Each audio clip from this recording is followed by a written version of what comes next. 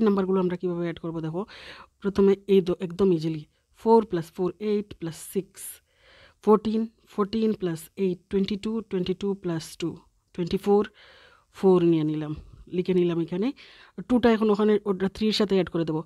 2 + 3 5 5 + 5 10 10 + 7 17 17 + 4 21 21 + 9 30 আমাদের অ্যাড হয়ে গেল। তো এটাও আমরা এরকম করতে পারবো বহুত ইজি করে।